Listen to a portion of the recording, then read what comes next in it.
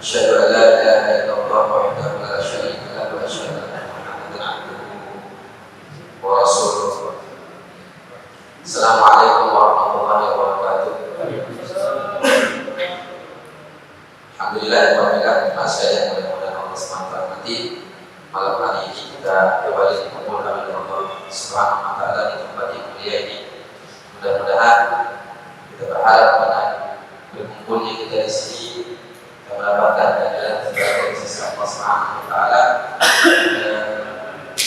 Semoga Allah Subhanahu wa Ta'ala mengganti langkah-langkah kaki kita yang kita gunakan dari rumah tadi sampai kita melangkahkan kaki kita ke masjid ini dalam rangka menjaga diri itu tasawuf fiddin, belajar ilmu agama. Maka mudah-mudahan dengan langkah ini menjadikan langkah ini, kaki ini sebagai wasilah kemudahan untuk melangkahkan kaki kita nanti menuju surga Allah Subhanahu wa Ta'ala. Kama Rasulullah sallallahu alaihi wasallam, "Man salaka tariqan yaltamisu fihi ilman, sahalallahu lahu bihi tariqan ilal jannah." Barang siapa yang Allah Subhanahu wa Ta'ala, barang siapa yang dia melangkahkan kaki keluar dari rumah, datang ke satu tempat yang di tempat itu ada majelis ilmu, dia berniatkan untuk semata-mata untuk meridhoi Allah Subhanahu wa Ta'ala, maka langkah kaki itu nantinya akan Allah Subhanahu wa Ta'ala ganti dengan kemudahan untuk melangkahkan kaki menuju surga Allah Subhanahu wa Ta'ala. Bisa didengar ya? Jelas? Malam hari ini insyaallah kita akan lanjutkan pembahasan tentang kitab Riyadhus Shalihin Imam An-Nawawi rahimahullah. Karena kemarin kita sempat terhenti pembahasannya karena pembahasannya kita anggap juga sangat penting untuk kita dahulukan. Malam hari ini kita akan bahas hadis yang ke-6 dalam kitab ini. Hadis ini dari Sa'ad bin Abi Waqqas, hadis dari Sa'ad bin Abi Waqqas. Sa'ad bin Abi Waqqas dalam hadis ini beliau bercerita bahwasanya dia pernah menderita sakit yang sakitnya sangat parah sampai Sa'ad bin Abi Waqqas merasakan pada saat itu seolah-olah dia seperti akan meninggal. Jadi seolah-olah dia seperti akan meninggal dunia. Di sini beliau mengatakan, "Ja'ani Rasulullah sallallahu alaihi wasallam yaquluni ama hajjatal wada." Rasulullah sallallahu alaihi wasallam dulu pernah menjenguk saya, pada saat haji wada. Pada saat itu kata beliau, "Min wajhin istaddani," yaitu pada saat itu saya sedang sakit sangat teramat sangat keras. Faqultu, maka Sa'ad bin Abi Waqqas bertanya kepada Rasulullah SAW. Dia mengatakan, "Ya Rasulullah, inni qad balagha bi min al-waj'i ma tara." Ya Rasulullah, sesungguhnya saya sedang mengalami sakit yang luar biasa sebagaimana yang Anda lihat. Jadi saya sedang mengalami sakit yang sebagaimana yang Anda lihat. Kemudian wa ana tumanin wa la yalithu illa ibnatun li. Dan saya punya banyak harta ya Rasulullah. Saya punya banyak harta dan tidaklah saya punya pewaris kecuali satu orang wanita, dari satu anak wanita saja di dunia.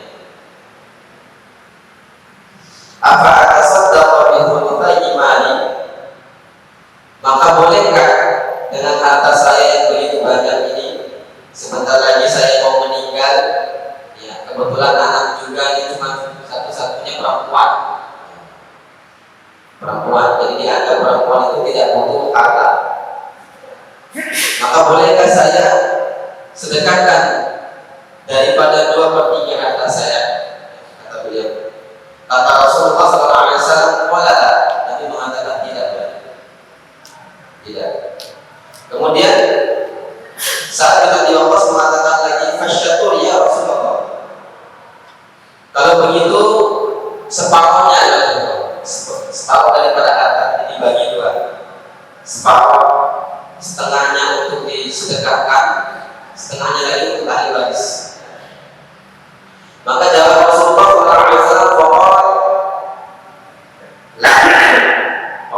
maka Nabi SAW mengatakan tidak boleh.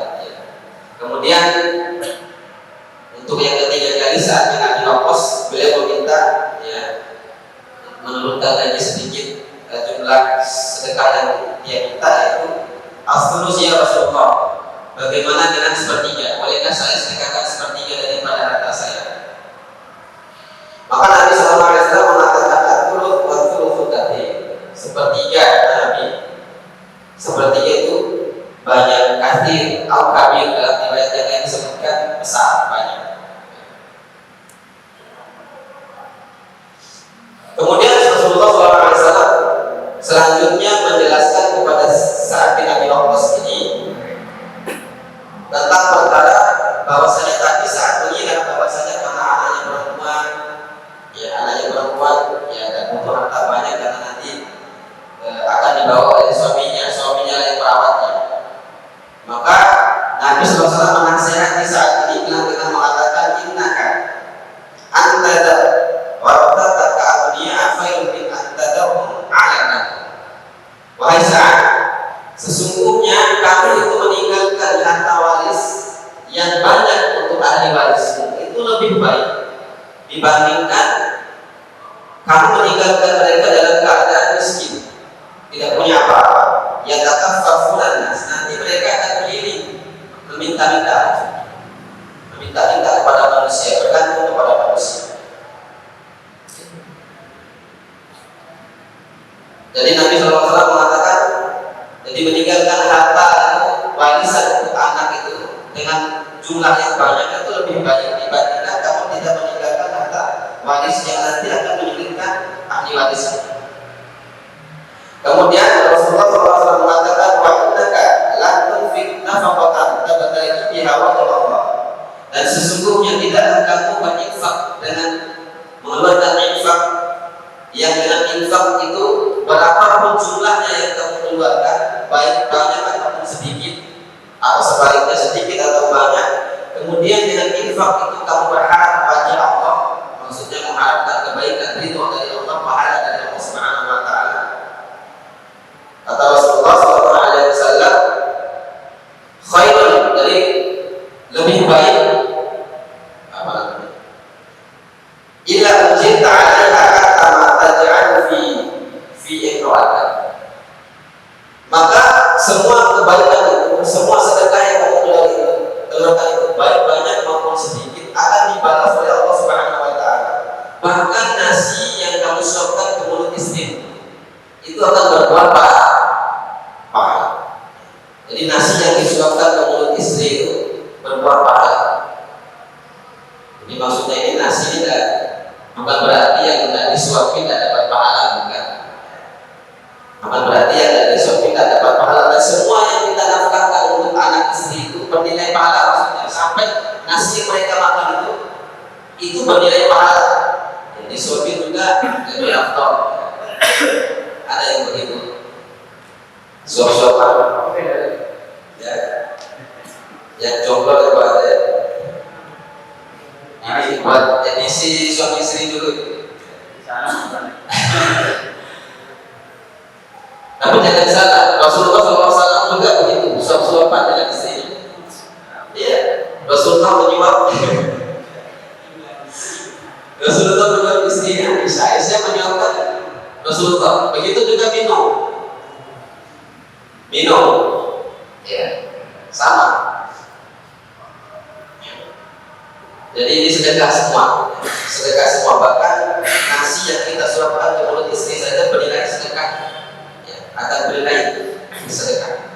Jadi dalam hadis ini, wabillahi jemaah sekalian yang mulai Allah SWT, berarti banyak pelajaran yang dapat kita ambil sebagaimana yang jelas pada kekurangan kita dalam hadis ini. Hadis ini ada sahih dari Imam Bukhari dan Imam Muslim. Di sini wafilah Sa'ad bin Abi Waqqas bercerita tentang bagaimana akhlak Nabi Sallallahu Alaihi Wasallam, dan akhlak ini banyak yang kita tinggalkan hari ini, yaitu menjenguk saudaranya yang sakit, menjenguk saudaranya yang sakit. Jadi akhlak Rasulullah Sallallahu Alaihi Wasallam yang hari ini banyak kita tinggalkan, ya. Entah karena kesibukan kita atau apa, ya. Yang mudah-mudahan karena kesibukan lah, bukan karena kita tidak menganggap saudara kita. Alhamdulillah. Padahal ini min hadis Nabi Sallallahu Alaihi Wasallam, ini adalah petunjuk sunnah dari Rasulullah Sallallahu Alaihi Wasallam menjenguk orang yang sakit, saudara-saudara yang sakit, ya. Bahkan, ya, bukan hanya petunjuk Nabi, ya, menjenguk orang yang sakit, ya, menjenguk orang yang sakit itu sampai Imam Bukhari menyebutkan dalam bab sendiri, yaitu wajib, ya, wajib menjenguk orang yang sakit, ya, luar biasa. Sampai Imam Bukhari membuat bab sendiri seperti itu, ya.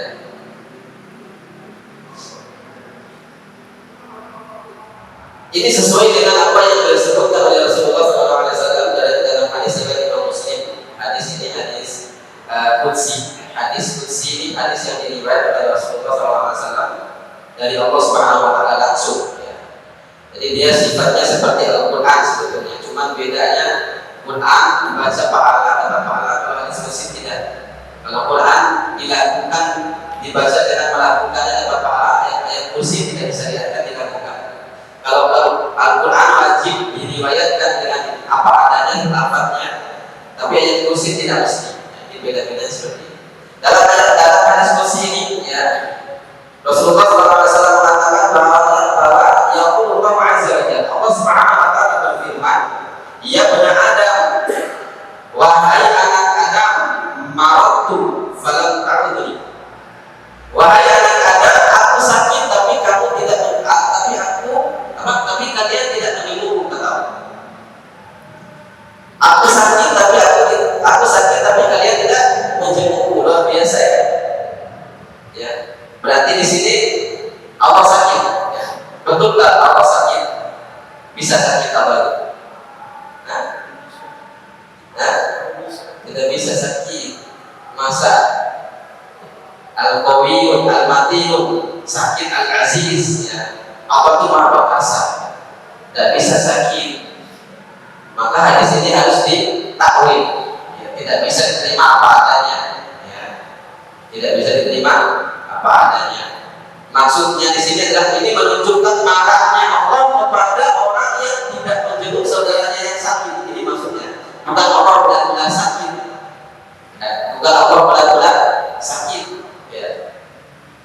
Beda kalau kita sakit, ya. Karena kita ini manusia, ciptaan makhluk, bukan kholik. Kalau kholik kita benar sakit, ya. Kita dari itu semalaman aja sudah flu, sudah pilek, ya. Allah tidak pernah tidur, tidak pernah berhenti mengawasi hamba-hambanya, tidak pernah berhenti memberikan rezeki pada hamba-hambanya, ya. Tidak keluar sesuatu sekecil apapun dari ilmu Allah Subhanahu Wa Taala. Tapi Allah tidak pernah lelah, tidak pernah merasakan ngantuk, apalagi sakit. Ya, ngantuk saja tidak, apalagi sakit. Maka di sini Allah mengatakan, saya sakit, marotu falam ta'udni. Aku sakit tapi kalian tidak mau menjenguk, kata Allah. Ini menunjukkan Allah Subhanahu wa taala marah kepada orang yang tidak mau menjenguk saudaranya yang sakit. Kemudian anak-anak mengatakan, qala ya bi kaifa a'udzuka wa anta rabbil alamin. Ya Allah, bagaimana mungkin kami menjengukmu, engkau yang tidak pernah sakit, ya, dan engkau yang mengatur semua alam ini. Bagaimana mungkin kami menjengukmu, ya Allah? Qala, maka Nabi menjawab, amma alimta anna abadu fulanan marido falam ta'ud. Allah menjawab perkataan seorang hamba tadi, ya, mengatakan, bukankah kamu mengetahui saudaramu yang sedang sakit, tapi kamu tidak menjenguk saudaramu, ya, tapi kamu tidak menjenguk saudaramu. Amma alimta annaka law 'adatahu la wajadtani 'indak.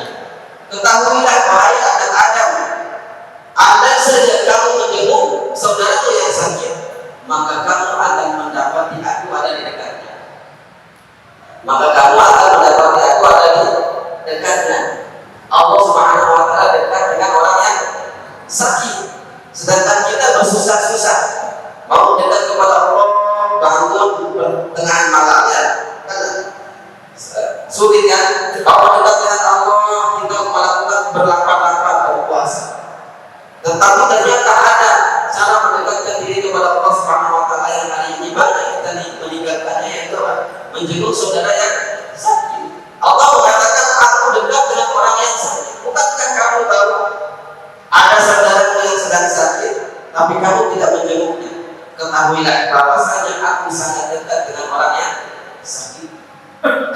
Ya. Maka merugilah ya bagi kita ya yang keluar atau yang meninggalkan perkara yang dianjurkan, yaitu menjenguk orang yang sakit.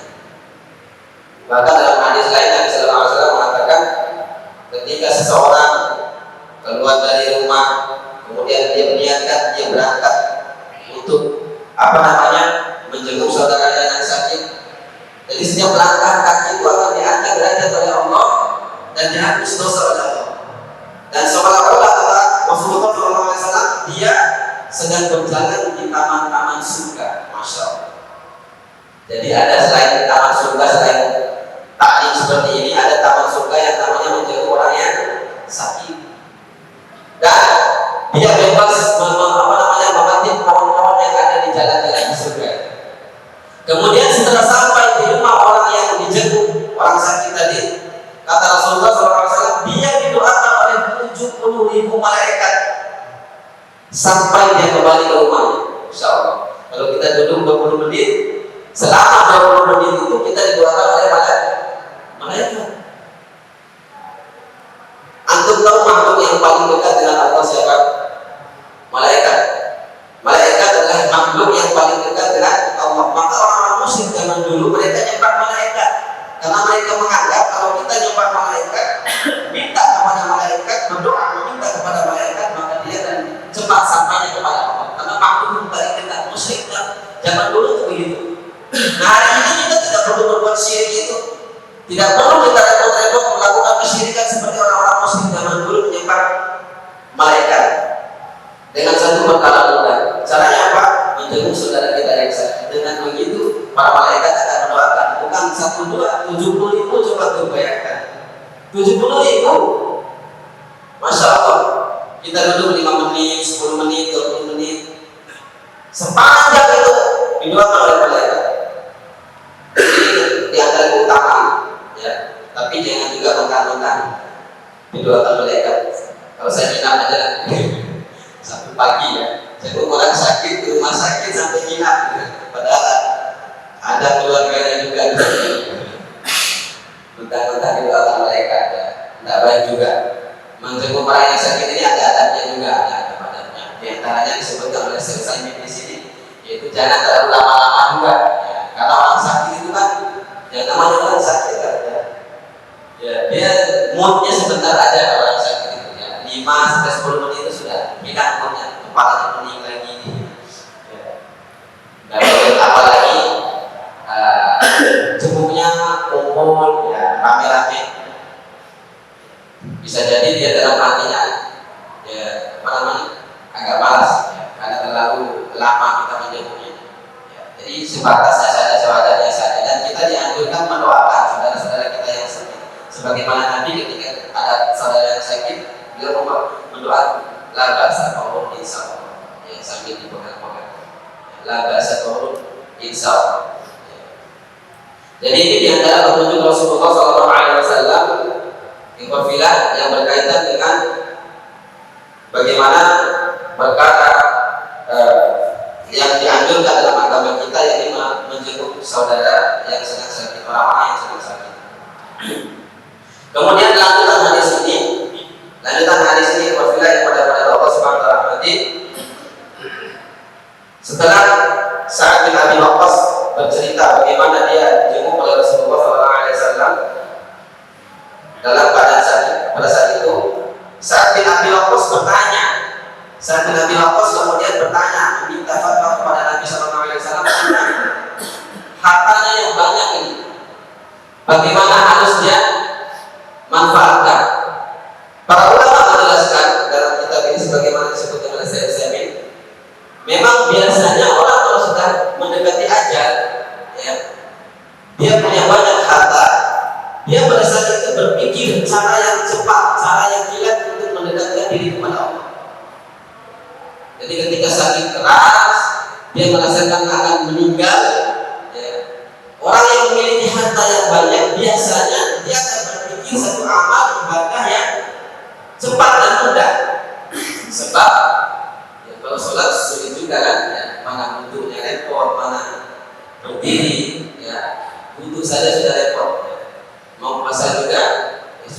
selesai itu mau umroh apalagi kan, jauh sekali umroh lagi.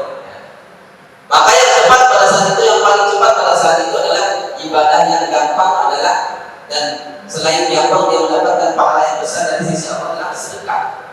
Makanya di sini Sa'ad bin Abi Waqqas, Sa'ad bin Abi Waqqas tidak ada lagi dalam pandangan dia.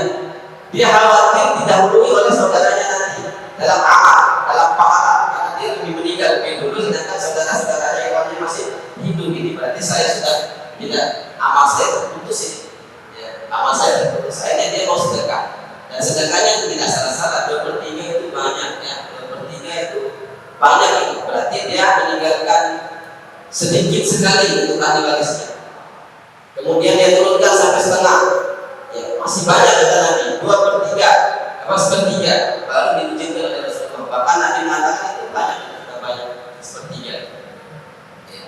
Makanya dalam ayat seperti Al-Munafiqun ayat yang terakhir itu wa'afiqu mimma razaqnakum min qabli ayati ahadakumul maut fayaqulu rabbi laula akhartani ila ajalin qarib fa asaddaqa wa akun minas shalihin. Biasanya orang seperti itu ya, ketika ajal datang menjemput ya, dia minta tunda dulu, jangan cabut dulu nyawa saya, biarkan saya sedekah dulu, karena dengan sedekah menjadikan saya adalah orang-orang yang soleh pada saat itu. Orang sudah mau meninggal. Dalam surat Al-Baqarah ya, sebelum ayat kursi Allah Subhanahu wa taala berfirman, ya ayyuhalladzina amanu anfiqu mimma razaqnakum min qabli ayyatiya yaumul la bai'un fihi wa la khullatun wa la syafa'ah wal kafirun hum dzalimun. Ini semua perintah anjuran ya tentang perkara ini, ya, tentang perkara sedekah ini. Maka di sini Sa'ad bin Abi Waqqas ya berusaha melakukan amalan ini, yaitu bersedekah. Bahkan dia ingin meninggalkan sedikit aja harta waris. Maka ibadah yang mudah-mudahan Allah SWT berarti. Maka di sini Nabi Sallallahu Alaihi Wasallam menegaskan, bahkan Nabi mengatakan engkau meninggalkan harta waris yang banyak kepada ahli warismu itu lebih baik daripada engkau meninggalkannya dalam keadaan miskin. Dia tak kefakunanas, dia akan meminta-minta, merepotkan manusia. Ya, akan merepotkan manusia. Ini nanti perjelas lagi ya, agar tidak ada ahli waris yang mendolimi. Kan banyak juga kasusnya orang yang ya ketika mau meninggal dia wasiatnya lebih banyak, sama seperti saat Nabi Muhammad ini. Dia wasiatnya kasihkan hartanya lebih banyak dibanding pada ahli warisnya. Ini tidak bisa, tidak boleh. Kalau kasusnya seperti itu, maka ahli waris berhak membatalkan wasiat itu, tidak bisa diikuti seperti itu. Kalau ada wasiat ya mendolimi ahli waris tidak boleh. Ya. Cuma kata Syekh Utsaimin, kalau sedekahnya ini dilakukan dalam keadaan sehat walafiat, tidak sehat juga dengan penuh kesadaran, maka boleh. Sebagaimana para sahabat, ada yang sedekah separuh harta, ada yang sedekah bahkan seluruh hartanya. Ya. Ini dibolehkan kalau dalam keadaan sehat walafiat. Tapi kalau dalam keadaan sakit, merasa ingin meninggal, maka ini tidak boleh. Ya. Ahli waris berhak membatalkan. Ahli waris berhak membatalkan wasiat. Wafilah yang benar-benar dirahmati Allah Subhanahu wa taala, anda teringat ya. Tapi memang meninggalkan harta yang banyak ini bukan jaminan kebaikan ahli waris, bukan jaminan kebaikan ya. Warisan yang terbaik adalah warisan ketakwaan kepada Allah Subhanahu wa taala. Sebagaimana kisah seorang khalifah Umar bin Abdul Aziz. Kenapa sudah Isya? Belum. Sebagaimana kisah Khalifah Umar bin Abdul Aziz ya. Beliau ini khalifah ya. Kemudian setelah beliau ada yang namanya Khalifah Hisham bin Abdul Malik, bukan Hisham al-Islamiyah. Karena Hisham al-Islamiyah itu bisa kita. Khalifah Umar bin Abdul Aziz, beliau khalifah yang luar biasa, yang sangat-sangat alim, yang sangat-sangat mau ya. Dia gajinya pun tidak dimakan sendiri, dia bagi-bagi gajinya. Seorang khalifah hanya meninggalkan warisan berapa? 18 dinar. Cuma 18 dinar warisan yang ditinggalkan itu untuk berapa anak? 11 anak. 5 dinar pembelian kafan, ternyata mahal dan kafan dulu. Ya, jangan heran ya, mahal dan kafan dulu itu 5 dinar. Ya. 1 dinar ini kalau dihitung emas itu kalau 1 dinar 4,25 gram emas. 4,25 gram emas. Sekarang berapa harga emas? 500, 600, 700 kali 4 berapa itu? 8, tambah lagi 2,5 itu ya, segitulah. Pusing ada dalam masalah harga. 3.200.000 ada di matematika di sini. 3.200.000 kain kafan itu untuk 1 orang. Makanya itu kalau bukan kitab klasik, kalau bukan kitab klasik masalah fikih itu ada bab sendiri, yaitu pencurian kain kafan. Ya, ada bab sendiri ya, pencurian kain kafan. Makanya jangan herannya. Ya, makanya jangan ya. Hari ini aja kain kafan itu mahal. Makanya mungkin hari ini kita tidak ada yang menghargai kematian itu. Karena kain kafannya murah. Kalau dulu mahal sekali kain kafan. Ya. Khalifah Umar bin Abdul Aziz dia meninggalkan harta waris sebanyak 18 dinar untuk 11 anak, 5 dinar untuk beli kain kafan, 4 dinar untuk pengurusan jenazah. Ya, untuk pengurusan jenazah. Berarti 9. Berarti sisa 9. 9 dinar yang dibagi 11 anak. Tapi apa yang terjadi? Ternyata 11 anaknya semuanya sukses. Sebagian jadi penambang, sebagian jadi orang yang kaya, para pemimpin, para pembesar, penguasa pada saat itu. Padahal dengan warisan cuma bagi 2. Ya, dari 18 tadi, 9 dari 11 orang. Nah, datang khalifah setelahnya yang menggantikan Hisham bin Abdul Malik. Dia mewariskan berapa? 1 juta dinar. 1 juta dinar pada saat itu. Ya. Jangan dihitung lah, sudah pusing. Nanti aja kita pusing itu ya, apalagi yang 1 juta ini. Ya. 1 juta dinar coba bayangkan. Itu untuk 11 anaknya juga. Tapi apa yang terjadi? Ternyata anak-anaknya banyak yang jadi pengemis sepertiga orang tuanya ini. Padahal dengan warisan yang begitu banyak. Ya, jadi sekalipun memang boleh, ya, maksudnya sekalipun memang boleh, ya, dibolehkan bagi kita untuk mewariskan harta kepada ahli waris, ya, tapi itu bukan warisan yang terbaik. Warisan yang terbaik adalah kesolehan. Ya. Warisan terbaik adalah kesolehan. Bahkan harta yang banyak itu ketika kita mewariskan kepada orang-orang atau keturunan kita yang tidak soleh, ya akan habis. Ya. Akan habis. Saya sudah saksikan sendiri dengan mata kepala sendiri. Ya, ada seorang bapak, dia seorang kaya, masya Allah. Ya, anaknya cuma 4 orang. Masing-masing anak punya mobil, belum lagi anak orang tuanya sendiri masing-masing punya mobil. Ada motor, kalau motor saya bilang kalau ada mobil ada motor juga. Tanah di mana-mana, Pak. Tanah di mana-mana. Ya, saya pernah menyaksikan sendiri anaknya itu kalau marah sama orang tuanya, ya motor keren itu yang besar itu masuk rumah, Pak. Masuk rumah pakai motor. Ya. Ke rumah ditabrak semua yang ada di dalam rumah. Ya. Kalau marahnya begitu, itu marahnya orang kaya. Itu nggak usah coba-coba. Ya. Nggak usah coba-coba. Itu marahnya orang kaya begitu. Nah, apa yang terjadi hari ini ketika meninggal orang tuanya? Qadarullah. Kita tidak tahu yang namanya takdir Allah. Ibu meninggal, disusul bapaknya meninggal, disusul abangnya yang paling kaya juga meninggal. Tinggal 3 orang yang kesemuanya yang kerjanya hanya menghabiskan warisan orang tuanya. Dalam hitungan tidak sampai 1 tahun semua miskin semua habis hartanya. Tidak sampai 1 tahun, Pak. Karena yang diwariskan apa itu? Cuma harta, bukan kesolehan. Jadi ini peringatan untuk kita semuanya. Nah, kemudian pelajaran yang bisa kita ambil dari wafilah yang mudah-mudahan dirahmati Allah Subhanahu wa taala dalam hadis ini, yaitu Rasulullah SAW mengatakan, wa innaka la tunfiq nafaqatan tabtaghi biha wajha Allah, dan tidaklah kamu berinfak, mengeluarkan nafkah, memberikan nafkah yang dengan itu kamu berharap wajah Allah Subhanahu wa taala, kamu berharap kebaikan dari sisi Allah Subhanahu wa taala, illa ujirta 'alaika, melainkan kamu akan dibalaskan atas kebaikan itu, baik sedikit maupun banyak, baik sedikit maupun banyak, tetap dibalas oleh Allah Subhanahu wa taala dengan kebaikan. Hatta tadi ya, nasi yang disuapkan ke mulut istri-istrinya, nasi yang disuapkan ke mulut istri-istri kita, maksudnya nafkah tadi. Sudah saja.